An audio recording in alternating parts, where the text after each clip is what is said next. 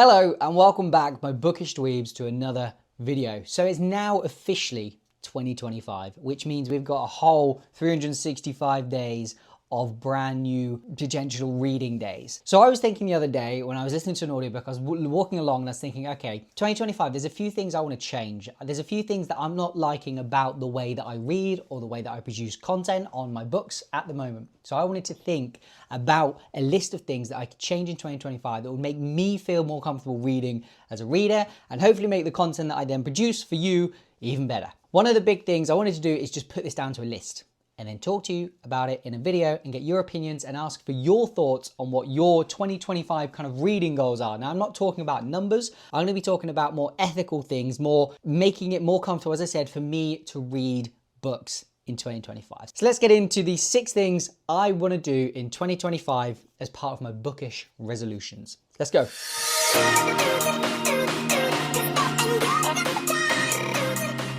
So the first thing I want to focus on is audiobook narrators. Now, if you know anything about me, if you know anything about my reading journey, my whole reading experience is pretty much based on audiobooks. Yes, I have all of these books behind me, but these are mostly for visual representation of the books that I've read. I like to support authors, therefore, if I'm going to pick up their audiobook, I want to pick up the physical book as well. It also helps with my reviews because I can then visually show things to people. It helps with these videos because I can visually show things to people. I do always have the book in paperback or hardback with me. So if I'm downstairs, for example, and I want to do some reading, I do have it.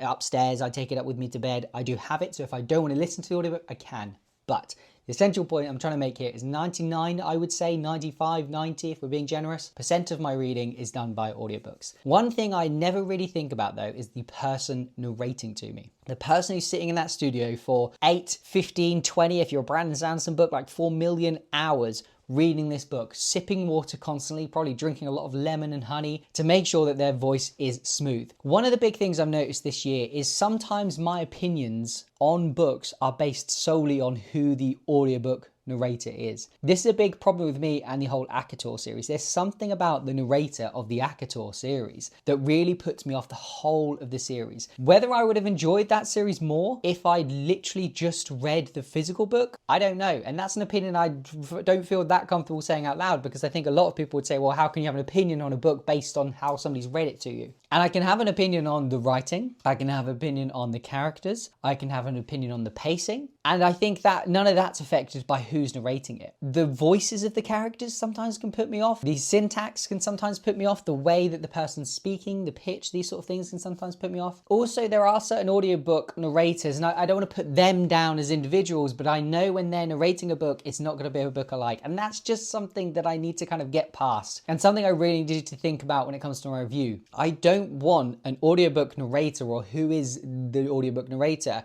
to affect whether I like a book or not. Therefore, part of my process when I finish and I think, okay, right, now it's time to read or review the book, is, okay, did I dislike the book or did I dislike the audiobook narrator? Because they're two very different things, but both things that by the end of the 400, 500 page could affect my opinion. So that's something I want to do. And then on the flip side, I want to celebrate the audiobook narrators who are standout fantastic. Your Michael Kramer's, he's one of the only audiobook narrator names I can remember. The guy that did Project Hail Mary made that book, and everybody who kind of talks about that book tells you to listen to the audiobook because of how fantastically he did that. There are other audiobook narrators that I know when I listen to them. Some of Lisa Jewell's thriller narrators are fantastic as well. They worked out a way they tell the story, the way, the speed they do it, the different characters they can do is very impressive. And then you've just got talented audiobook narrators who can do like 80 different voices, 3 different accents. It's just so impressive. I want to rate those. I want to talk about how good they are. I want to celebrate them. I want to be honest in my reviews when I talk to you about my books over on TikTok or Instagram or on here. I listened to that on an audiobook and this was who narrated it and it was fantastic. And I want to do that, and I want to be able to do that more in 2025. So that's my first resolution, is to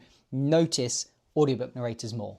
The next one is a big one, and this one is focusing more on books I want to read rather than being influenced on books that other people want me to read. Now, this is going to sound selfish. This is going to sound awful. This is going to make you think, well, why would I comment saying you should read this book then? And that's not the same thing as what I mean. I'm talking more about at the start of 2024, I told myself a very similar thing. I didn't want to take as many publisher copies of books. Now, this may sound arrogant of me. This may sound like I'm rejecting this opportunity for publicity. I'm rejecting smaller authors, this sort of stuff, and it's not that. I do still take books from smaller authors. I do take books from big publishers. I'm more than happy to receive all of them. But what I'm focusing on is making sure that I don't lose my love for reading. And that's the important bit here. One of the big things I don't want to do on this channel, on all of my social media, is to end up feeling like I'm forcing myself to put out content, that I'm forcing myself to talk about books because somebody has asked me to do so. I want to be talking about books that I'm excited about. I want to talk about books that I've loved. I want to get excited and involved in conversations about books. I think that's what all book readers want. And I think you as an audience would understand and appreciate me better if you knew that I absolutely loved the books I was talking about. Or if I didn't love them because they weren't good, at least I had a passion enough to read about them. I think I'm not as good an actor, despite my D in GCSE drama, at pretending that I was kind of making up that I picked this book for myself. So one of the big things I want to do in 2025 is to make sure I focus on picking my own books rather than other people telling me to read something or that sort of thing. It doesn't mean I won't take recommendations. It doesn't mean that I won't be here reading a book that Joe Blogs told me to read a couple of months ago or sent to me. All of that stuff I'm more than happy to have. I have a wish list on Amazon full of books that I am interested in reading. So if you do want to support me in some way and you think that's how you want to support me, you can go over there. The link's down below. You can go over there and you can send me books that way, because at least then you know it's a book I'm interested in, if that's what you want to do. I'm not saying you have to, but rather than sending me a book that, I don't know, you may be interested in that I may not be interested in, I don't want to sound arrogant. That sounds really arrogant. That's not what I'm trying to get across here. If you were suddenly in a position where people were like, can you read this book that's not aligned to any of your interests, that you may not like at all, it becomes a very difficult conversation. And then you've got the kind of line of, okay, where do I stop? Where do I stop just saying yes to everybody, which is what I did when I first started this. I thought how lucky it was to have just anybody say, read my book. And I'd be like, yeah, oh my God, yes, 100%. But now I get quite regularly. I get this I would probably say I get 7 or 8 DMs a month or messages a month from different kind of sources of people saying, would you review my book? And it becomes very difficult because yes, I would love to say yes to everyone. I would absolutely love to be able to say yes to all of them and give everybody publicity. So what I've done instead is I've said a blanket no, because I don't want to pick and choose. I don't want to say yes to some because, and then the word gets out that I'm saying yes to them and no to some. To contradict this completely, I do have relationships with certain publishing teams. There are teams that I've worked with for a while who I will keep accepting books from, because you don't want to lose that relationship. You don't want a really big popular book to come out that you could potentially be in with a chance of receiving and not be within possibility, because, you know, you ruin that relationship by just keep saying no to everything. I don't want to do that. It's just not beneficial for anybody then. So this may be my most controversial topic. I don't want to sound selfish. I don't want to sound rude, and I don't want to sound ungrateful. I just want to read books that I want to read. I'm hoping you can understand that. On that last point, my third point and my third resolution is I want to read more fantasy this year. I love fantasy. Nearly every book that I pick up in a fantasy genre, I'm impressed by. I love fantasy because you get the most fictional stories. You get this incredible world. They often build these cultures, these journeys, these new people, these new races, these new backstories, all in this one book. And I absolutely love that about fantasy. So you've got fictional story, you've got a whole new backstory to do. And at the same time, within all of this, you've got to fit in a genuinely good plot. And that's often the hardest bit with a fantasy book is, yes, I've got this 15 different races that I can talk about. I've built this incredible map in the front of my book with all these cool places that they can go, but I don't know what to write about. So I think the best fantasy books are the ones where the plot comes first, the story comes first, they have an idea of what they want to do with these people or whatever they choose to do, and then everything else builds around it. And I want to read more of that in 2025 because I absolutely love fantasy. It just fills the absolute nerd inside me with happiness. Picking up something where there might be a bit of magic, or there might be a cool race or a dragon or some history or some culture or some lore that I can learn about that's just really interesting. I love kind of history which fills into that. Like, I love learning about a brand new culture that I've never heard of, which is why I like history, because you can hear of these ancient cultures that are very niche, very small. Maybe there was only 1,000 of these sort of people, but they had a very specific set of rules or things they believed in. And that's what I love about fantasy, because it's almost like there's hundreds of those going on at the same time, and sometimes they're a little bit cooler than the real life ones because they involve magic and they involve conspiracy theories and deep dark mystical things going on. So that's why I love fantasy. I think it's fantastic. It's my favorite genre outside of thriller. The only thing that put me off fantasy throughout 2024 is a couple of things, and that's firstly, the fantasy isn't often the book that's the most popular. If I'm looking at what's the most popular thing to read at the moment, or I pop into Asda or Tesco, which is where I get a lot of my books from, or or on Amazon, they're often not at the top. And that's simply because fantasy is slightly more of a niche topic. Thriller, everybody can read. If I go into work tomorrow and I was describe the plot of a thriller, nobody's going to sit there and think that's a little bit nerdy. Whereas if I go to tell them about this fantasy book I'm reading, they might think that's a little bit nerdy. And that's where your thin line of being accepted and rejected from the bookish community comes in, and nobody who reads fantasy should be rejected. Full stop. That's just ridiculous. But therefore, I ended up reading less fantasy than I think I would have liked, possibly from some sort of inner part of me that thought maybe if I talk about this fantasy book, it's not going to be as appreciated as if I talk about this absolute massive book that's going on at the moment. And that's what I want to focus more in 2025, is focusing on fantasy, which is obviously kind of focusing on books that I'm more interested in reading. So if you've got any fantasy recommendations that I need to pick up in 2025, definitely hit them in the comments down below, because I'm looking for new stuff. I've got a lot of the 10 books for Christmas. Again, I did a video of that, so you can check that out. It's one of my previous videos, were books that my partner bought me leading up to Christmas.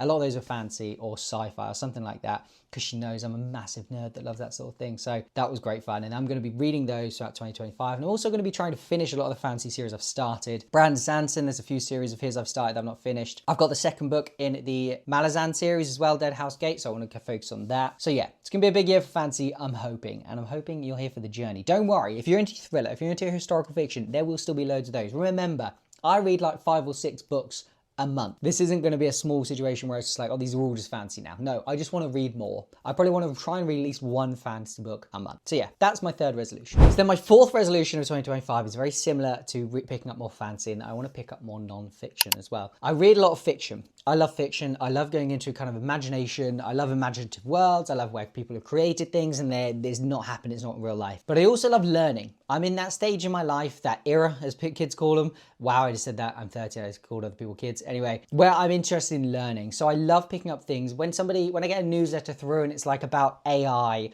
or I get news through and it's about I don't know, 2,000 word essay on something. I know that's not quite an essay, but I love to read those. And non-fiction books, every single non-fiction book I've read so far, I found interesting. The problem I find with non-fiction is that I don't know where to start. So what I need to do is I need to do some research into topics that I like already. It could be video games, it could be reading, it could be history, it could be something I don't know I'm interested in yet, it could be AI, something like this. And I need to pick up some non-fiction books now. I need to get some recommendations. I also love the memoir side of things. So kind of where they're in a cult, they grew up in a cult, those sort of things. Autobiographies of really fascinating people, celebrities that live these massive lives. I'd love to read some more of those. So again, if you've got any recommendations for non-fiction books that you read that you thought that was amazing, I can't believe that's an actual real life story, or this was really cool, told really well. I have read like a dinosaur one a while ago. I don't know if that was in 2024, 2023. That was fascinating because being a boy, I obviously bloody love dinosaurs. That happened. Give me some recommendations down below if you've got any non-fiction you think I should be checking out in 2025. And they can be autobiographies, they could be historical fiction,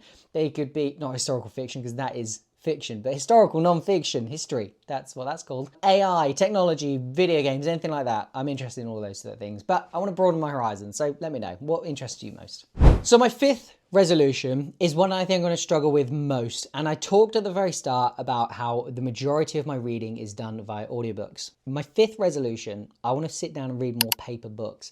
Now, the past 2 or 3 months, I've gotten obsessed with video gaming. And what I mean by obsessed with is every spare moment that I'm not working or I'm not hanging out with people, I'm not outside, I am trying to video game. It feels like an addiction at times. It feels like I need to be doing it. It's the only thing that brings me true peace. As a result, I've bought a lot of video games, very cheap ones, but I've bought a lot of video games, and all of that needs to cut out. I'm not going to stop video gaming because I love it. It's my hobby. I love it probably more than reading.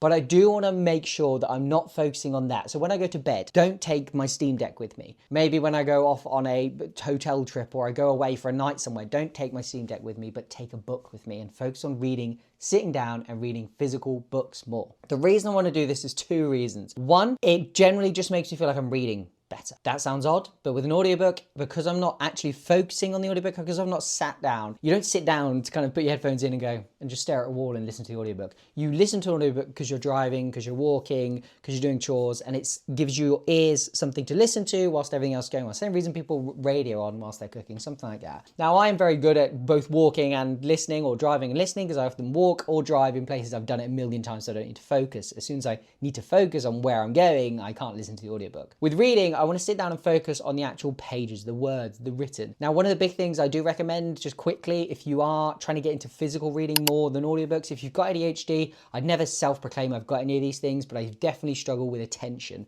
I cannot sit down and do something for a long time, which is why I struggle to read, because I struggle to kind of sit there and read. And unless I'm at the end of a book where I'm like, oh, things are pacing up, the middles of the book, I really struggle to get into. And I really struggle to sit down and kind of physically read. So what I recommend is putting on headphones and listening to the audiobook at the same time. Yes, it sometimes means reading the book twice, but if you've got an Amazon account or you've got I don't know if it's specifically Audible, but there's a way with Amazon where essentially if you buy the Kindle version of something, you can get the audiobook version very, very cheap as well. Sometimes it's like £2.99 on top of the 99p Kindle version if you're very lucky. So you can get it quite cheap, and also you're just supporting the authors. Always think that. Think less of it as you're supporting Amazon and more you're thinking supporting the authors. If you hadn't gone out and bought that audiobook because you couldn't afford it elsewhere, but you could afford it on Amazon, you've given them money you wouldn't have given them because you couldn't afford it elsewhere. Just think of it like that. So that's what I want to do in 2025 is focus more on paperbacks. Hardbacks, if I get them, though, hardbacks give me the ick because they're not what's sat on my bookshelf. I focus on paperbacks. I like the straight kind of levels of everything, though some aren't, but yeah, I want to sit down and do some actual physical reading more in 2025. I think that's going to be an important thing for me. Let me know how you do your reading, because I think that audiobooks, a lot of people, there's a big stigma about audiobooks where, oh, it's not actually proper reading. That's a load of BS. It is reading.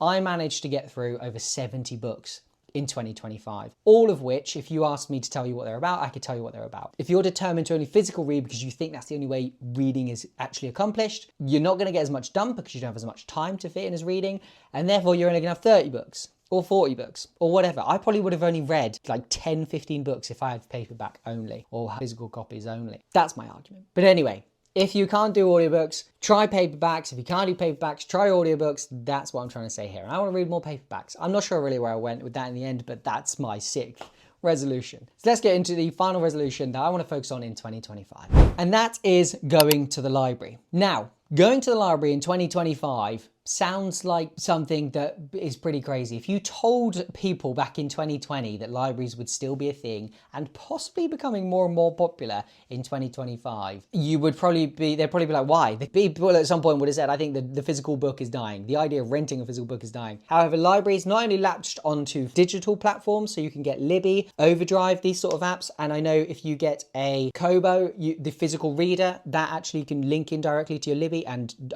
directly get things on your Kobo. I have been looking at possibly getting a Kobo over my Kindle, but we'll see. That might help me with my physical book reading. But not only have libraries done that, but I just don't go to physical libraries. There are a lot of books that I want to read that I'm not 100% sure I want to keep copies of. There's a lot of books where I think, I don't know if that's actually going to be that good. I don't know if I want it stuck on my shelf. There's a lot of books, like a lot of smaller books that I just kind of read to fill out the gaps that I don't think are going to be great, that maybe I don't want on my bookshelf because they're not one of the best books I've ever read, that I could pick up from the library. And I think I should be focusing on doing that more. Yes, I think some of the whole idea of having to return them at some point, so physically going out and taking that book back, is a little bit painful, but I think they have digitized things now. I don't know. I need to look into it more. It's something I want to do. It's go to a physical library. One of my favorite things I used to do when I was a kid, now slightly different, but when I used to live back in London, I used to go with my parents. I'm talking like 5, 6 years old. They would go to the library, pick up a couple of books, and me and my brother would be allowed one DVD each that we could rent, or VHS I think it was at the time. And we could watch that, and then they would return them the following week and we could do the same thing. And that was so exciting. I absolutely loved that. And I want to get into that, like the same sort of thing with reading and picking up physical books, because I do love reading. I do love a physical book. I'm not sure I'm keen on the plastic that they stick around them. Is that still a thing? I don't know. I need to learn more about libraries. There's one not too far from me. I have one about probably 15-minute drive away in one direction and about 15-minute drive away in the other direction. I don't know if I'm signed up to both. I know I'm signed up to one because that's how my Libby works. If you don't know what Libby is, you need to get on it. I use Libby almost solely to get my audiobooks these days. It's not that great if you're like, I want to read this book, but it's fantastic if you're not bothered about what you want to read next. You're just looking for something to read. And that's maybe what the library is going to be for me as well. Maybe if I've got a list of books that I want to read and I'm thinking, yeah, I wouldn't mind picking one of those up, go look for those, get one of those, that sort of thing. So that's the end of this video. Those are my 6 New Year's 2025 bookish resolutions. They are the 6 things I want to focus on in 2025 to not only optimize my kind of enjoyment of reading, but also to make sure that I'm broadening my horizons into what reading is. When people talk to me about, oh, what do you read? It takes a while for me to talk about it. I want that to be even longer. I want to be able to say I read nonfiction, historical fiction, fantasy, thriller, crime, everything. I want to be able to say I can read everything, and that's a big goal for me in 2025 as well. And I hope these 6 goals here are something you can relate to maybe. Let me know what your resolutions are for 2025. Let me know what you're planning on doing or what you're hoping to improve upon. All of those sort of things in 2025. I'm really, really interested to know. So let me know down below what those are going to be. And if you haven't yet, hit the like button. Hit the like button, hit subscribe, and I'll see you in the next video. Goodbye.